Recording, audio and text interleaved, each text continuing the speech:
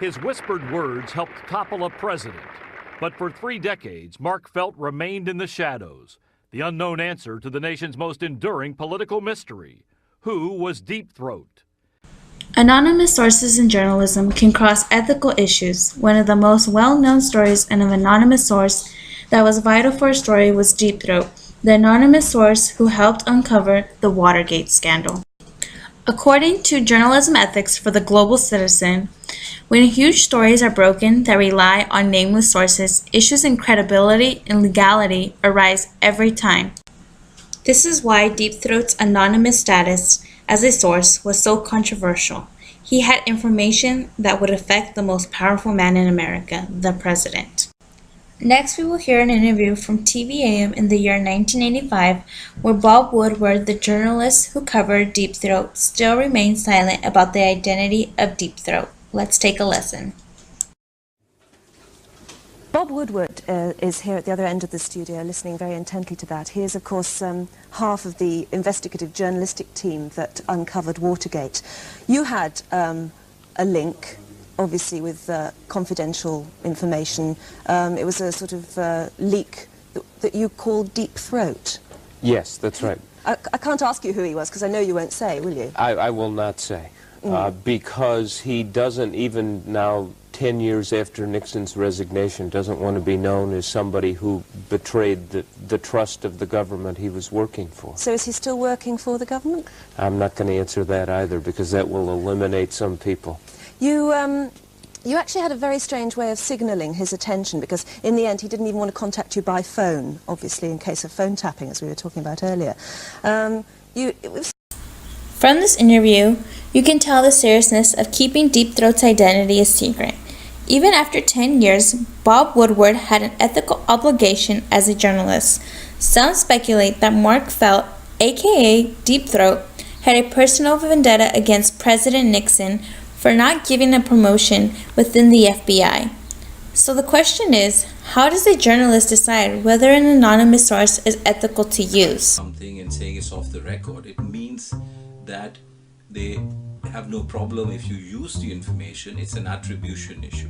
So now you'll have to exercise judgment that if you are comfortable using what obviously is a sensitive bit of information without attributing it to anybody, i.e. if it's a trusted source who you have tried and tested in the past and they've never let you down. According to NPR's Ethical Handbook on Anonymous Sources, this is how they prefer to handle their anonymous sources. Quote, "We use information from anonymous sources to tell important stories that otherwise would go unreported. This is not a solo decision. The editors and producers of these stories must be satisfied that the source is credible and reliable, and that there is a substantial journalistic justification for using the source's information without attribution. This requires both deciding whether it is editorially justified to let the person speak anonymously and being satisfied that this person is who the piece says he is and is in a position to know what he's revealing.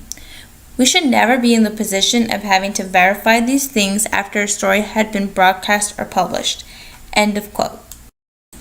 In conclusion, I believe that Bob Woodward and his investigative team practiced ethical values by never revealing Deep Throat's true identity. Although some say that Deep Throat, Mike Felt, the FBI agent, might have had different motives for revealing the tapes to journalists, there was truth behind what he had claimed. Journalists have a tricky job on determining if a source is trustworthy. That's why I believe it's a journalist's duty to investigate if there are other sources that want to reveal information without being anonymous, so you will not run into the issue of anonymity. Another reason why I think journalists should use anonymous sources as the last resort is because of legal issues. A journalist's secrecy is not 100% certain because courts can compel journalists to testify or reveal information when confidentiality to a source has been promised, and refuse to reveal the information can result in jail time or fines.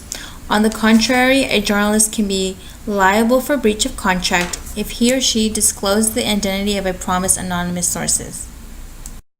I also believe that a journalist should never use an anonymous source solely for an opinion of someone else. I think it's unethical for a journalist to use a source to make an opinion of someone else, and the other person will never know who the source is. If someone has something to say about someone, they shouldn't hide. I believe that Bob Woodward and his team proceeded carefully with the information they had. Unknown to us, their anonymous source was an FBI agent. Bob Woodward and his team believed the information Deep Throat had was true because of the great detail Deep Throat provided. Without Deep Throat, perhaps Nixon would have gotten away with Watergate. I believe that anonymous sources in journalism are essential. If we didn't provide them, the off-the-record option, we may have never exposed great truths in this world. I believe that anonymous sources are a catch-22 and should be used at last resort.